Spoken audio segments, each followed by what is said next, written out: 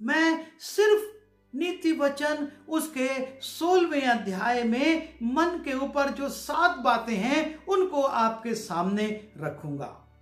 और उसमें सबसे पहली बात जो है, और नीति वचन उसके 16वें अध्याय के पहले पद में लिखा है, मन की युक्ति मनुष्य के वश में रहती है,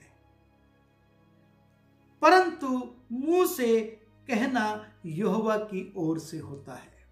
मन की जो युक्ति है, मन की जो योजनाएं हैं, वो आपके और मेरे वश में रहती हैं।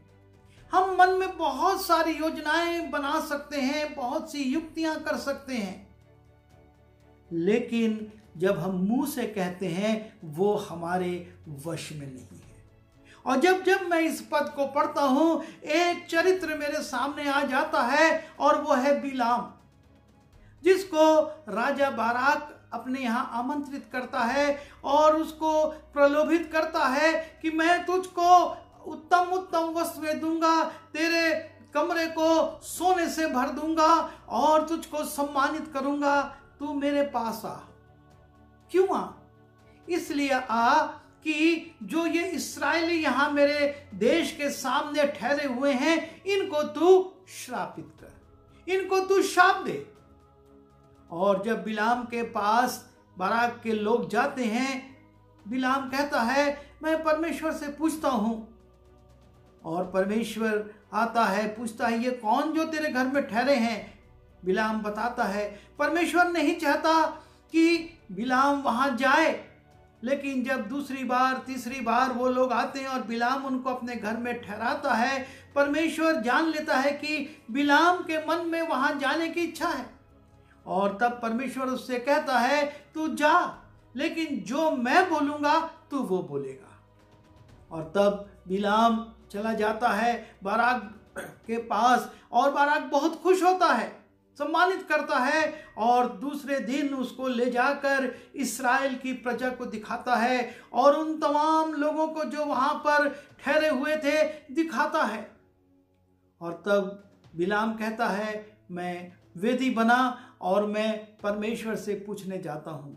और वो जाता है, परमेश्वर से प्रार्थना करता है। परमेश्वर कहता मैं एक गूढ़ बात तेरे मुंह में डाल देता हूं। और वो आता है और जब वो इस्राएल की प्रजा को देखता है, श्राप देने की जगह वो आशीष आशीष और आशीष ही देता है। बाराक बहुत चक्का हो जाता है, ये क्या हो गया? मैंने इसे शाप देने के लिए बुलाया था, लेकिन ये आशीष दे रहा है। वो दूसरी जगह ले जाता है, तीसरी जगह ले जाता है, पर हर जगह बिलाम सिर्फ इस्राएलियों को आशीष देता है।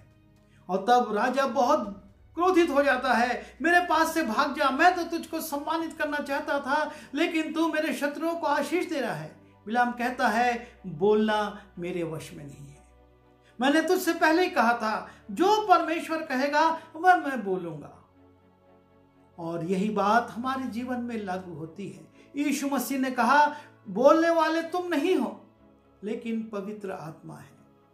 हम संदेश देते समय भी बहुत से विचार करते हैं, हम ये बोलेंगे, ये बताएंगे, ये घटना, ये रेफरेंस, लेकिन प्रचार करते टाइम परमेश्वर अक्सर उन संदेशों को बदल देता है, स्थलों को बदल देता है, विषयों को बदल देता है, क्योंकि बोलने वाले हम नहीं हैं। मन की युक्ति मनुष्य के वश में रहती है, परंतु मुंह से कहना यहोवा की ओर से होता है। हम जो मुंह से कहते हैं वो हमारी ओर से नहीं हो पाता। यदि हम परमेश्वर की उपस्थिति में चलते हैं, उसकी अधीनता में हैं, तो जो हम बोलेंगे वो परमेश्वर की ओर से बोलेंगे। दूसरी बात जो हम देखते हैं दूसरे पद में, मनुष्य का सारा चाल चलन अपनी दृष्टि में पवित्र ठहरता है। मनुष्य का सारा चाल चलन अपनी दृष्टि में पवित्र ठहरता है, परंतु यहोवा मन को तौलता है। हम अपने आचरण में, अपने चाल चलन में, अपने आचरण व्यवहार में, अपनी रीति विधियों को पूरा करने में हम सोचते हैं कि हम सही कर रहे हैं, हम जो कर रहे हैं वो ठीक कर रहे हैं, लेकिन परमेश्वर आपके और मेरे कामों के साथ साथ मेरे मन को भी देख रहा है।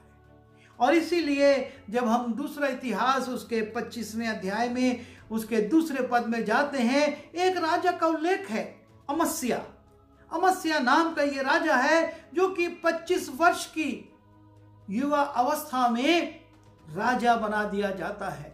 परमेश्वर उसको राजा बना देता है और उस युवा अवस्था में वो करता है जो कि परमेश्वर की दृष्टि में ठीक है। लेकिन लिखा हुआ है उसने वो किया जो यहोवा की दृष्टि में ठीक है, परंतु खरे मन से ना किया।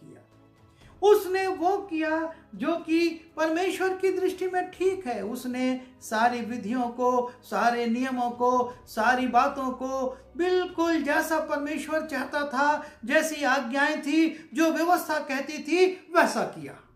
लेकिन उसका मन खरा नहीं था और परमेश्वर उसके कार्यकलापों के साथ साथ उसके मन को भी देख रहा था। और जब परमेश्वर उसके मन को देख रहा था तो वो पाता है ये औपचारिकताओं को निभा रहा है, ये रीति विधियों को पूरा कर रहा है, इसका मन मेरी ओर ठीक नहीं है। और ऐसा हमारे साथ भी होता है। हमारा मन किसी और होता है और हम सोचते हैं हमने ये नियम पालन किया, हमने दशमांश दिया, हमने इस रीति विधि को पूरा किया, हम परमेश्वर के भवन में गए, हमने बढ़ चढ़ कर काम किया, सहयोग किया। पर क्यों किया? अपने नाम के लिए, अपनी प्रशंसा के लिए, लोग कहें कि हम धर्मी व्यक्ति हैं। सदूकी फरीसियों की धार्मिकता से यीशु मसीह कभी संतुष्ट नहीं हुए। कारण यह था कि वो मनुष्यों को दिखाने के लिए कार्य करते थे और परमेश्वर मन को देखता है। परमेश्वर आपके और मेरे मन को देख रहा है कि हम किस मन से कौन सी सेवकाई को कर रहे हैं। कुछ पाने की आशा में, सम्मान पाने की आशा में, पैसा पाने की आशा में, ऊंचा पद पाने की आशा में, या परमेश्वर को प्रसन्न करने के उद्देश्य से हम काम कर रहे हैं। और इसलिए वचन में लिखा हुआ है कि मनुष्य अपने सारे चाल चलन में सही होता है, लेकिन परमेश्वर उसके मन को देखता है।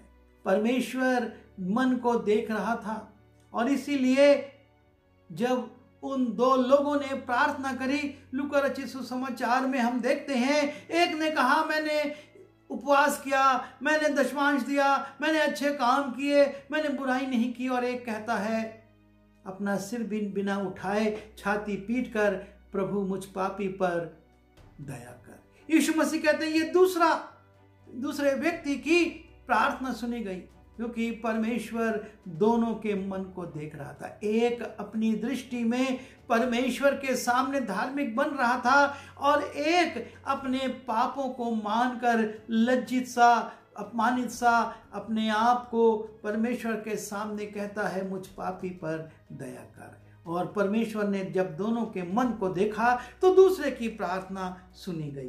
तीसरी बात जब हम देखते हैं 5वें पद में, सब मन के घमंडियों से यहोवा घृणा करता है। मैं दृढ़ता से कहता हूं कि ऐसे लोग निर्दोष ना ठहरेंगे। परमेश्वर मन के घमंडियों से घृणा करता है। हम मुंह से कुछ बोले ना बोले, लेकिन जब हमारे मन में घमंड आ जाता है, परमेश्वर उस घमंड को देख लेता है और उससे घृणा करने लगता है, और बल्कि लिखा हुआ है कि वो उसको दंडित भी करता है। जब हम यशाया उसके 14वें अध्याय के 12वें पद से देखते हैं, वहां पर एक उल्लेख है, हे भोर के तारे, तू क्यों कर आकाश से गिर पड़ा है। हे भोर के चमकने वाले तारे, तू क्यों कर आकाश से गिर पड़ा है। तू तो चमक रहा था, फिर ऐसा क्या हो गया कि तुझको वहां से गिरना पड़ा। तू जो जाति जाति को हरा देता था, तू अब कैसे काट कर भूमि पर गिराया गया है। तू मन में कहता तो था कि मैं स्वर्ग पर चढ़ूंगा, मैं अपने सिंहासन को ईश्वर के तारागण से अधिक ऊंचा करूंगा और उत्तर दिशा की छोर पर सभा के पर्वत पर विराजूंगा। तू अपने साथियों से नहीं, तू स्वर्गदूतों से नहीं, लेकिन तू मन में कहता तो था। इब्लीस अपने मन में कहता था कि मैं स्वर्ग पर चढ़ूंगा, मैं अपने सिंहासन को ईश्वर के तारागण से अधिक ऊंचा करूंगा और उत्तर दिशा की छोर पर सभा के पर्वत पर विराजूंगा। मैं मेघों से भी ऊंचे स्थानों के ऊपर चढ़ूंगा, मैं परम प्रधान के तुल्य हो जाऊंगा। वो मन में सोचता था कि मैं ऊंचाइयों पर जाऊंगा, परमेश्वर से भी ऊंचा होऊंगा। और परमेश्वर ने उसके मन की बात को, उसके मन के विचार को सुना और उससे कहा, तू अधोलोक में उस गड्ढे की तह तक उतारा जाएगा। क्योंकि वो मन में कहता था, मैं मेघों से भी ऊंचे स्थानों के ऊपर चढ़ूंगा और परम प्रधान के तुल्य हो जाऊंगा। लेकिन परम प्रधान उसको कहता है, अब तू गड्ढे में जाएगा। क्योंकि परमेश्वर मन के घमंडियों से घृणा करता है। और इस इब्लीस के मन में एक घमंड आ गया था, क्योंकि वो बहुत खूबसूरत स्वर्गदूत था, वो बहुत सुंदर था, उसकी आवाज बहुत सुंदर थी और वो संगीत का पंडित था और जो स्वर्ग है उसकी क्वायर के लीडर वो था। वो संगीत का बहुत जानकार था और इसलिए अपनी आवाज, अपने गीत, अपने संगीत और अपनी खूबसूरती के कारण उसके मन में घमंड आ गया।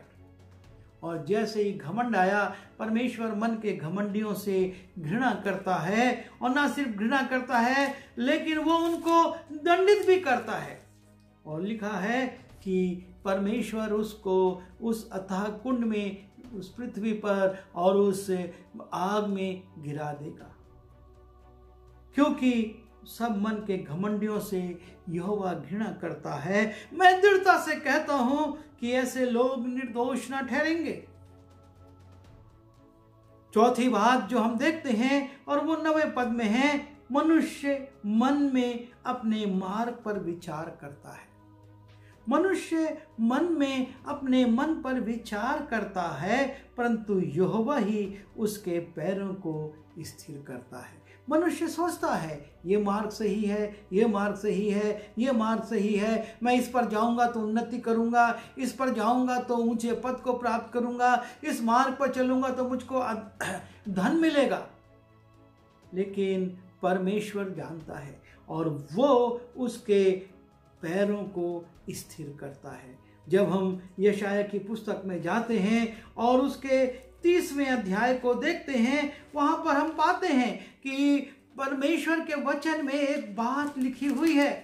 जब हम यशाया उसके 30 के 21 में जाते हैं तो लिखा हुआ है कि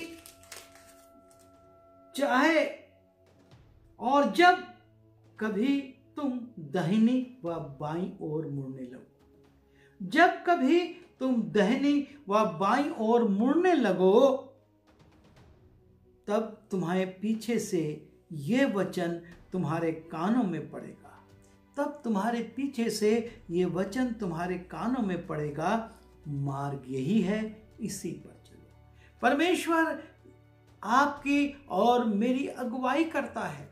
वो अपने वचन से कहता है मार्ग यही है, इस पर चलो। यदि हम दाहिने या बाएं जाने लगते हैं और यदि परमेश्वर की संगति में है, उसकी इच्छा में हम हैं, तो परमेश्वर आपका मार्गदर्शन करेगा। और सुलेमान इसी बात को कहता है कि मनुष्य अपने मार्ग को, अपने मन में मार्गों पर विचार करता है, बहुत से मार्गों पर विचार करता है, लेकिन परमेश्वर यहोवा ही उसके पैरों को स्थिर करता है। यीशु मसीह कहते हैं बहुत से मार्ग हैं, एक चौड़ा मार्ग है जिस पर कि जाने से विनाश होगा, और एक सकरा मार्ग है जिस पर जाने से जीवन मिलेगा।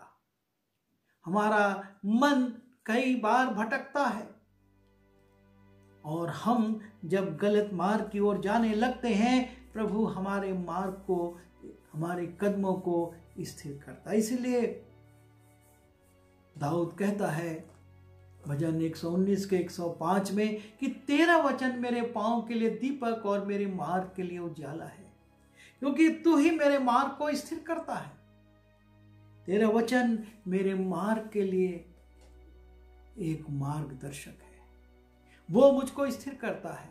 वो कहता है मनुष्य अपने चाल चलन को, जवान अपने चाल चलन को किस रीति से शुद्ध रखे, केवल तेरे वचन के अनुसार चलने के द्वारा। हम जब आगे बढ़ते हैं और 5वीं बात देखते हैं 20वें पद में, जो वचन पर मन लगाता वो कल्याण पाता है, और जो यहोवा पर भरोसा रखता वो धन्य होता है। जो वचन पर मन लगाता है, परमेश्वर का वचन कहता है आप और मैं यदि वचन पर मन लगाएंगे तो कल्याण पाएंगे।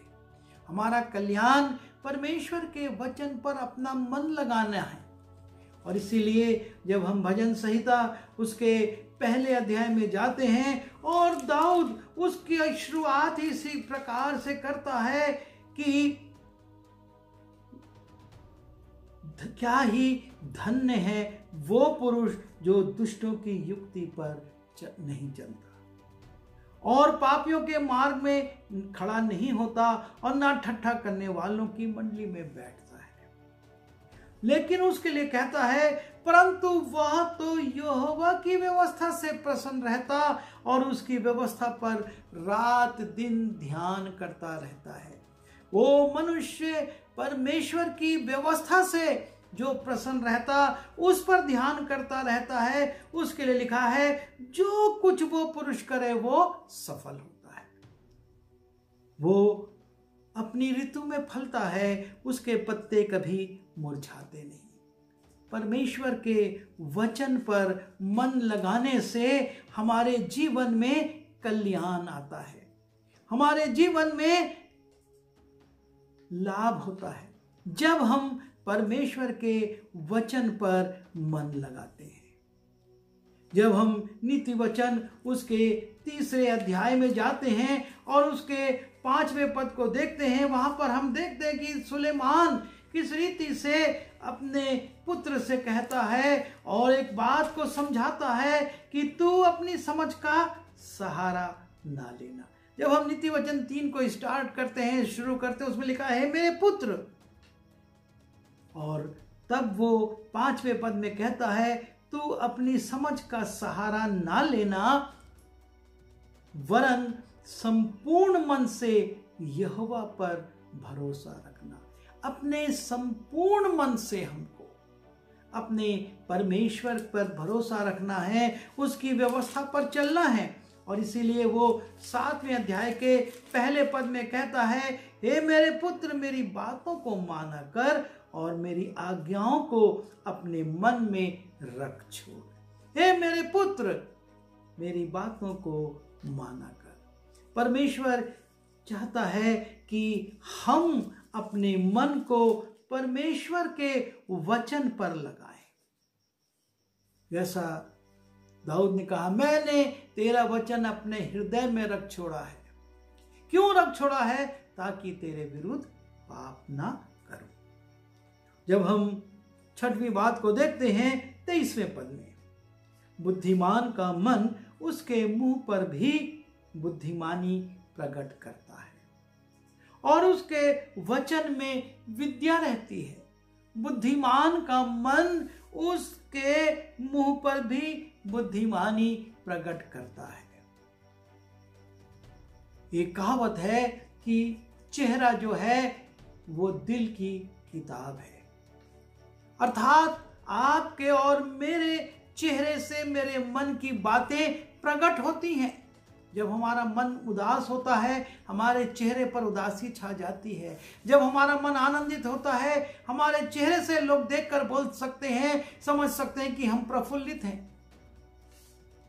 और जब हम बुद्धिमान होते हैं हमारे चेहरे से बुद्धिमत्ता प्रकट होती है। हमारे चेहरे को ही देखकर लोग समझ जाते हैं कि ये कोई मूर्ख व्यक्ति नहीं है। जब मूसा ने परमेश्वर के वचन से अपने आप को भर लिया, 40 दिन तक वो परमेश्वर के वचन को अपने अंदर लेता रहा और जब नीचे उतरा तो उसके चेहरे से किरणें निकल रही थी। उसकी आभा बदल चुकी थी, उसके चेहरे से एक अद्भुत आभा प्रकट हो रही थी। क्या कारण था? क्योंकि उसके अंदर परमेश्वर का वचन भरा हुआ था और वो रोशनी जो उसके अंदर थी उसके चेहरे से प्रकट हो रही थी। जब दाऊद एक राजा के घर में चला जाता है, फंस जाता है और वो सोचता है अब मैं कैसे बचूं, और तब वो अपने चेहरे पर मूर्खता को ले आता है, वो पागल सा बन जाता है और अपनी लार टपकाने लगता और वो इस प्रकार के हाव भाव अपने चेहरे से प्रकट करता कि राजा कहता मेरे यहाँ पागलों की कोई कमी है जो तुम इसको लाए हो, और राजा उसको वहां से भगा देता है। चेहरा आपके और मेरे मन की बातों को लोगों पर प्रकट करता है। हम ये ना सोचें कि हमारे मन की भावनाएं चेहरे पर नहीं आएंगी, और इसलिए यदि हम बुद्धिमान हैं तो हमारी बुद्धिमत्ता की बातें हमारे चेहरे से टपकेंगी। हमको इस बात पर विचार करना होगा। और 7वीं और अंतिम बात लिखा है 32वें पद में, विलंब से क्रोध करना वीरता से और अपने मन को वश में रखना नगर के जीत लेने से उत्तम है। विलंब से क्रोध करना वीरता से और अपने मन को वश में रखना नगर के जीत लेने से उत्तम है। परमेश्वर ये चाहता है कि आप और मैं अपने मन को वश में रखें, हमारा मन हमारे वश में हो, इधर उधर ना भटके। और इसीलिए राजा सुलेमान नीति वचन उसके 4 अध्याय के 23वें पद में कहता है, सबसे अधिक अपने मन की रक्षा कर, क्योंकि जीवन का मूल स्रोत वही है। हमको अपने मन की रक्षा करनी है, हमको अपने मन को संभालना है। कितनी बार हम प्रार्थना सभाओं में बैठे होते हैं, हमारा मन दुनियादारी में, घर में, उन समस्याओं में, बच्चों में, उसमें लगा रहता है। कितनी बार जब हम परमेश्वर का वचन पढ़ते हैं हमारा मन वचन में नहीं इधर उधर भटकता रहता है, और इसीलिए हम वचन की गुड़ बातों को समझ नहीं पाते। प्रार्थना में हमारा मन इधर उधर लगता है, भटकता रहता है, हम प्रार्थना नहीं कर पाते, हम मन लगा के कोई काम नहीं कर पाते। कारण एक है, क्योंकि हमारा मन हमारे वश में नहीं है। पर परमेश्वर का वचन कहता है अपने मन को वश में रखना एक नगर को जीत लेने के समान कितना कठिन काम है, लेकिन आपको और मुझको अपने मन को अपने वश में रखना है। और ये 7 बातें जो नीति वचन उसके 16वें अध्याय में राजा सुलेमान ने कही हैं, हमारे जीवन के लिए, हमारे मन के लिए जरूरी है, क्योंकि हमारे मन में बहुत सारी युक्तियां होती हैं, लेकिन हम मुंह से वही बोल सकते हैं जो परमेश्वर बुलवाएगा। हमारे मन में बहुत सारे विचार रहते हैं, हम सोचते हैं हम जो काम कर रहे हैं वो अच्छे हैं, लेकिन परमेश्वर हमारे मन के विचारों को, हमारे मन की स्थिति को देख रहा है। हमको उस पर विचार करना होगा। वो हमको अपने मन में किसी भी रीति से अपने पद के कारण, अपने पैसे के कारण, अपनी योग्यता, अपनी शिक्षा, अपने ऊंचे ऊंचे संबंधों के कारण घमंड नहीं करना है, क्योंकि परमेश्वर मन के घमंडियों से घृणा करता और उन्हें दंडित भी करता है। और इसलिए हमको अपने मन पर घमंड नहीं करना है और हमको अपने मार्ग को अपने प्रभु पर छोड़ देना है। लिखा है कि मनुष्य मन में अपने मार्ग पर विचार करता है, परंतु परमेश्वर यहोवा उसके पैरों को स्थिर करता है। परमेश्वर आपके पैरों को, मेरे पैरों को स्थिर करता है। हमको इस बात के लिए सचेत होना है कि हम किस मार्ग पर जाने की योजना बना रहे हैं। और जब हम परमेश्वर के वचन पर मन लगाते हैं, परमेश्वर हमारा कल्याण करता है। लिखा है जो वचन पर मन लगाता वो कल्याण पाता है। आप और मैं सब कल्याण चाहते हैं और मन हमारे चेहरे पर बुद्धिमत्ता को भी प्रकट करता है।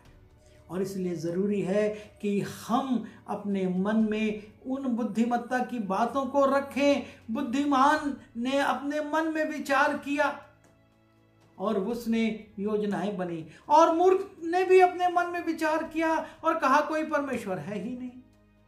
हम कैसे मनुष्य हैं? हमको अपने मन में बुद्धिमत्ता की बातों को भरना है ताकि चेहरे से बुद्धिमत्ता प्रकट हो और हमको अपने मन को अपने वश में रखना है ताकि हम वो काम कर सकें जो परमेश्वर की इच्छा में है। जब तक हमारा मन हमारे वश में नहीं होगा, हम उन कामों को पूरा नहीं कर पाएंगे। और इसलिए बहुत ज़रूरी है कि हम अपने मन को अपने वश में रखें। प्रभु हमारी सहायता करे कि मन की इन बातों को, इन 7 बातों को हम स्मरण रखें और उसके अनुसार चल भी सकें। प्रभु आप सबको आशीष दे। इस वचन के द्वारा प्रभु हम सबों को अपने मन को अधिकार में रखने की शक्ति दे। आइए हम प्रार्थना करें। प्रभु जी, हम एक बार फिर आपका धन्यवाद करते हैं कि आपने नीति वचन उसके 16वें अध्याय से हमको मन के विषय में कुछ बातों को सीखने का अनुग्रह दिया। आप हमारी सहायता कीजिए ताकि हम अपने मन को आपकी अधीनता में रखकर, वचन के अनुसार चलकर और वचन को अपने मन में रखकर प्रभु जी अपने मन को वश में रखें और आपकी इच्छा पूरी करें। हम मनुष्य हैं प्रभु जी, कई बार भटक जाते हैं, पर आपकी आत्मा की सहायता से हम इसमें स्थिर रह सकें, ऐसा अनुग्रह चाहते हुए इस विनती को अपने उद्धारकर्ता प्रभु यीशु मसीह के नाम से मांगते हैं। आमीन।